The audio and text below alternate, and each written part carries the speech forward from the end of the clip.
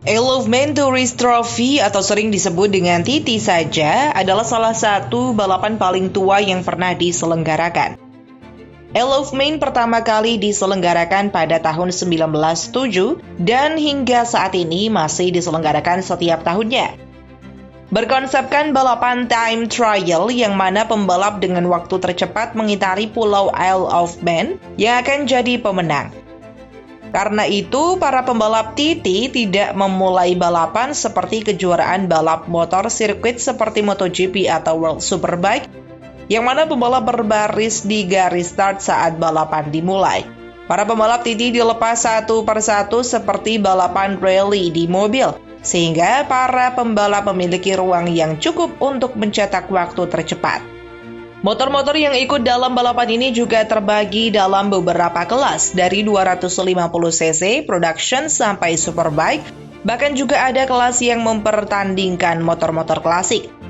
Sejak tahun 1911, balapan Isle of Man TT dipindahkan dari St. John's Short Course ke Snaefell Mountain Course.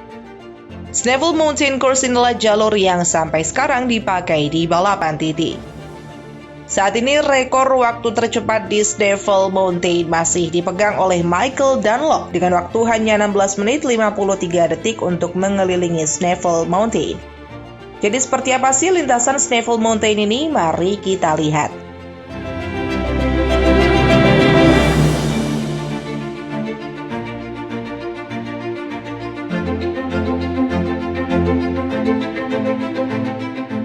Sektor pertama dari Snaefell Mountain adalah dari garis start sampai dengan wilayah Ballacrane. Karena merupakan sektor pertama, maka sektor ini termasuk dalam sektor pendakian. Selepas start, pembalap langsung dihadapkan dengan lintasan wilayah Bray Hill yang menurun. Pembalap biasanya akan menghasilkan kecepatan maksimal sebesar 241 km per jam di kelas Superbike. Setelah itu, para pembalap akan melewati wilayah Quarter Bridge, Braddon Bridge, dan Union Mills. Kecepatan akan konstan berada di angka 225 km per jam setelah memasuki wilayah Crosby Village. Disinilah mereka akan mulai memasuki kawasan pemukiman. Kecepatan puncak perlahan bertambah sebelum akhirnya menghadapi salah satu tikungan kanan paling berbahaya, yakni tikungan kanan Bella Gary. Tikungan ini terkenal dengan julukan Bella Scary saking menakutkannya. Setelah melewati wilayah Crosby, pembalap akan menambah kecepatan sampai 321 km per jam di kawasan Highlander. Setelah itu mereka akan melewati wilayah Greeba Castle yang terkenal dengan tikungan es mereka. Setelah melewati Appledene, Greeba Bridge, dan Hawthorne Pub, pembalap akan secara konstan mengatasi kecepatan motor di angka 289 km per jam untuk sisa sektor yang lain. Karena sesudah pembalap melewati daerah Ballacrane, lintasan akan menjadi semakin ekstrim.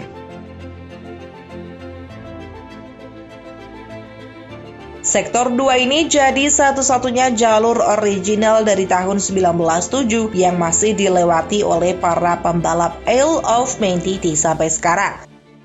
Jika sektor pertama cukup mudah dengan banyak ruang untuk pembalap memacu motor dengan kecepatan penuh, jalur ini lebih teknikal dan harus dilewati tanpa membuat kesalahan. Dimulai di Bollig Bridge dan tikungan Doran, pembalap lalu memasuki wilayah Laurel Bank dan jalur ini dipenuhi oleh pohon-pohon, tikungan tajam dan trotoar-trotoar rendah yang harus diperhatikan. Lebar dari jalur ini jauh lebih menyempit jika dibandingkan dengan sektor sebelumnya. Sektor ini juga dipenuhi banyak tikungan, baik itu tikungan cepat maupun lambat yang membutuhkan konsentrasi tinggi. Setelah itu, para pembalap akan memasuki wilayah Glen Helen yang mana terdapat 2 tikungan kiri yang sulit dan cukup teknikal. Tikungan tersebut disebut dengan nama Black Dab. Pembalap baru bisa membuka kecepatan penuh setelah melewati Craig Willis Hill dan memasuki wilayah Krong Y Vody Strait. Pembalap akan kembali menghadapi tikungan-tikungan yang menantang setelah memasuki wilayah Kirk Michael.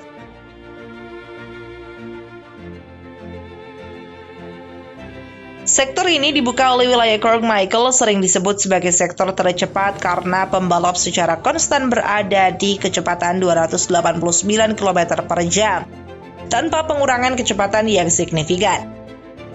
Wilayah Carmichael sendiri terkenal dengan jalanan yang bisa memantulkan suara-suara knalpot pembalap karena tembok-tembok rumah di sana. Sehingga wilayah Carmichael ini dijamin dapat memanjakan telinga para penikmat suara kecepatan. Melewati Carmichael dan memasuki wilayah Bishop Court dan Alpine, pembalap masih dapat memacu motor dengan kecepatan penuh sampai akhirnya harus mengurangi kecepatan secara signifikan pada wilayah Baloff Bridge. Di mana pada Baloff Bridge, pembalap akan menghadapi penurunan ketinggian lintasan secara tiba-tiba, sehingga mereka harus melompat pada wilayah itu. Kecepatan pembalap pada wilayah ini hanya sebesar 72 km per jam, sektor dengan kecepatan terendah. Memasuki Quarry Bend, sebelumnya wilayah ini terkenal dengan aspal yang bumpy dan juga memiliki kontur tidak rata. Namun sektor ini diperbaiki pada tahun 1989. Sehingga Quarry Bend kini memiliki lintasan yang rata dan halus sehingga lebih mudah untuk dilewati. Melewati Quarry Bend, pembalap akan dihadapkan dengan Selby Straight, sektor yang akan membuat pembalap kembali memacu motor dengan maksimal. Setelah itu, para pembalap akan memasuki wilayah Selby Bridge yang kini menjadi sektor dengan jumlah bump dan lintasan tidak rata terbanyak di Main of TT. Sehingga pembalap dituntut secara fisik pada sektor ini.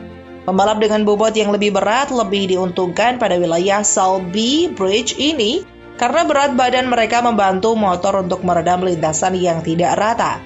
Setelah melewati wilayah ini, pembalap akan melewati wilayah Carromoor, Glen Tremont, Miltown, sebelum akhirnya memasuki wilayah Ramsey.